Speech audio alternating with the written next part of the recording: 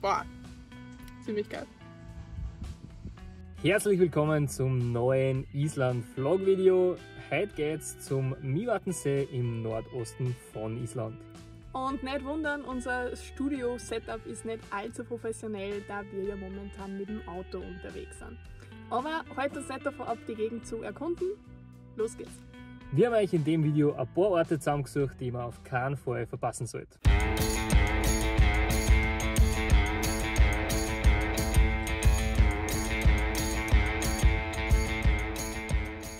Erstens Grotaggjá. Die Anfahrt ist ganz easy mit Asphalt, Parken ist gratis und ja, man wird dort in etwa 15 bis 30 Minuten verbringen, ist aber sehr schön. Aufpasst natürlich beim Hinunterkraxeln, es sind doch sehr steile Steine, aber es lohnt sich auf jeden Fall.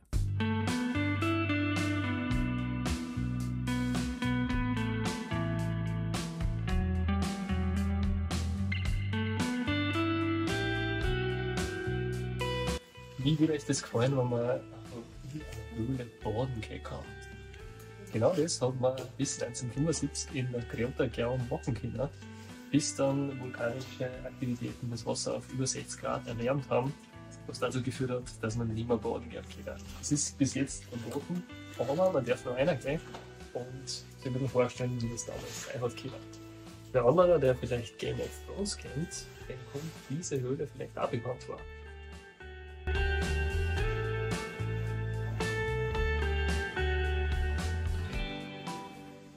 Zweitens, der Querfjall oder Fjell, je nachdem, was man liest.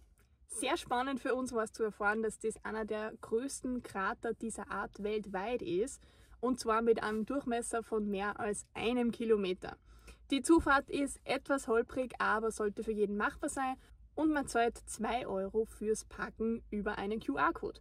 Der Aufstieg dauert je nach Fitnesslevel wahrscheinlich so 10 bis maximal 20 Minuten, ist also relativ gut zu schaffen und der Ausblick lohnt sich wirklich. So, eine Besonderheit in der Mývatn-Gegend. Es gibt massiv viele Mücken. Ich will da gar nicht aussehen. Naja, gut, müssen wir wohl. Aber warum? Wir wollen auf diesen Vulkan hinaufspazieren. Schauen wir uns mal an.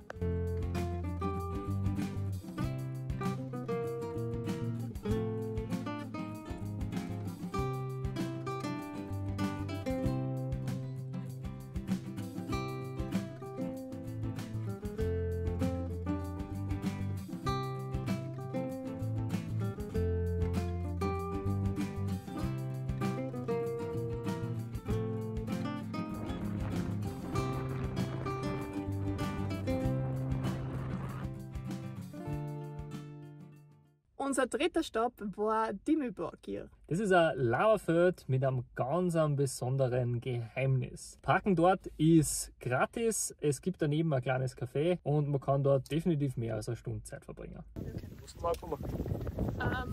Dimmuborgum.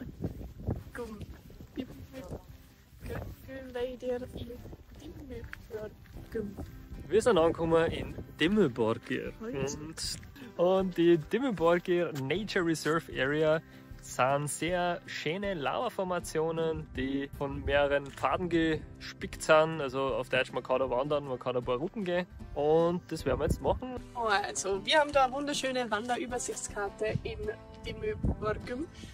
Und hier vom Parkplatz aus kann man entweder eine ganz kleine Runde gehen, ich schätze so 10 Minuten dauert die, oder ein bisschen länger, ein bisschen viel länger, ein bisschen viel länger oder ein bisschen viel länger. Die letzte haben wir uns angeschaut, sollte ungefähr ein bisschen über 1 Stunde dauern, also insgesamt eigentlich alles machbar. Ja, dass diese Dimmuborgir durch verschiedene Lava-Ausbrüche und dergleichen entstanden sind, glaube ich, er versteht sich von selbst. Was aber spannend ist, dass die isländischen Weihnachtsmänner da leben. Alle dort sind mit Vater, Mutter und Katze. Die Grilla, der Lepperludi und die Jólakötterin leben alle da und verbringen ein ganzes Jahr, während für Weihnachten nichts zum da ist, und Weihnachten kommen uns dann raus. Laura, was tun wir, wenn wir einen Weihnachtsmann sehen? Wir verstecken uns, Ja, warum? weil die sind böse. Die sind böse.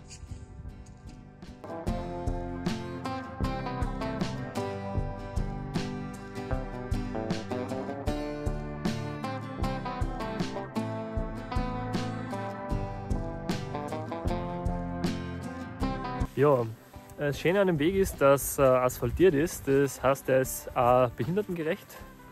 Und wir sagen, das ist sehr schön, weil in Island ist das nicht so oft so. Und wenn man da so rechts und links schaut, wir sind da gerade alleine, das Wetter ist halbwegs schön, gehen schon die einzelnen Dimmelborgir Felsen nach oben und es schaut ziemlich cool aus.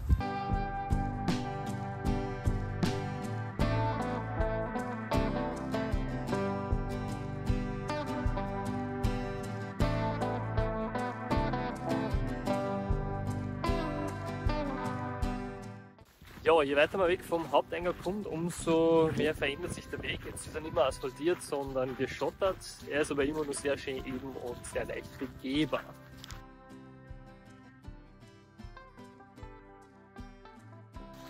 Normalerweise sind ja am Rand so Absperrungen, dass man da nicht drüber steigt. Da dürfte aber keine sein, das heißt, da darf man wahrscheinlich aufheben. Das schauen wir jetzt an. Ich bin ja der Meinung, das da ist eine Höhle, wo sie das Jahr über der Weihnachtsmann versteckt. Welche von denen wissen wir nicht.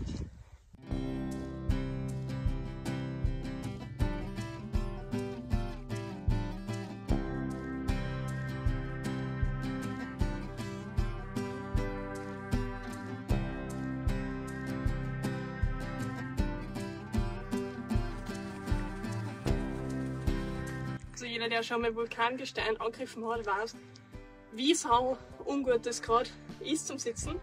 Aber so fühlen sich die Weihnachtsmänner, wenn sie im Sommer dort chillen. So, wer sich auf den äußersten Weg begibt, wird eine kleine Veränderung im Untergrund feststellen. Und zwar ist der Pfad ab hier wirklich viel schmäler, auch nicht mehr so gut zu sehen. Aber gut. Aber das Schöne ist, jeder Trail ist mit einer eigenen Farbe markiert. Das heißt, man weiß immer, auf welcher Farbe man ist. Und es sind auch immer die Markierungen, wo und wie weit was ist. Das heißt, man kann sich nicht verlaufen.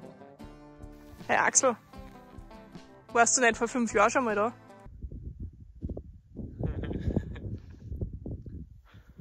Gut sein, dass wir vielleicht uns verlaufen haben. Jetzt sind wir endlich bei der Kirche angekommen. Man sieht schon, schaut aus wie Kirchen. Ja, ich gehe jetzt rein.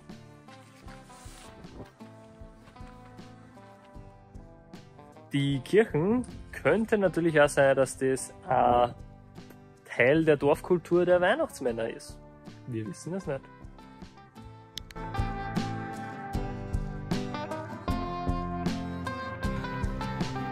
So Laura, was suchen wir? Weihnachtsmänner leben. Schauen wir mal.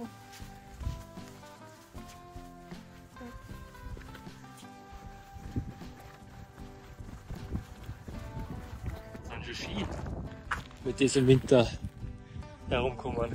Da ist ein Feierstuhl.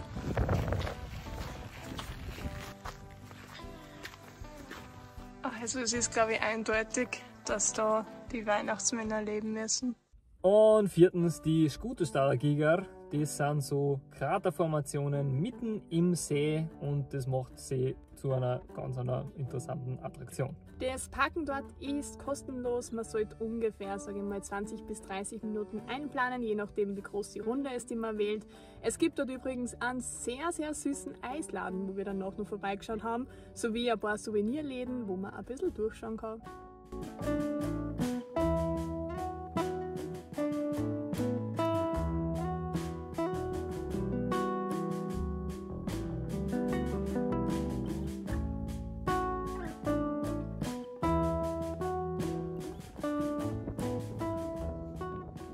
Wir sind beim ersten Krater angelangt und da gibt es eine schöne Stirnwaffe, was uns drinnen erwartet.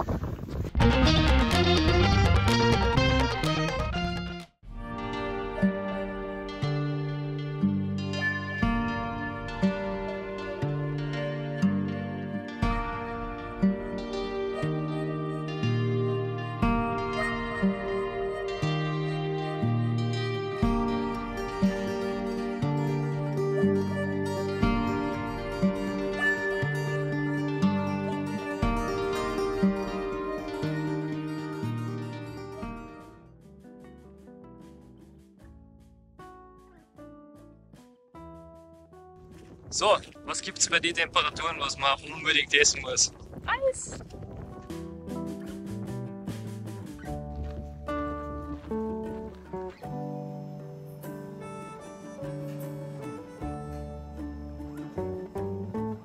So, wir testen jetzt einmal das Eis. Schau mal. Boah, ziemlich geil. Auch Islands Nordosten hat so einiges zu bieten, gerade die Region um den Mývatnsee. Also wer mehr solche abseits der Massenvideos sehen möchte, der folgt uns am besten. Und wir sehen uns dann schon im nächsten Video.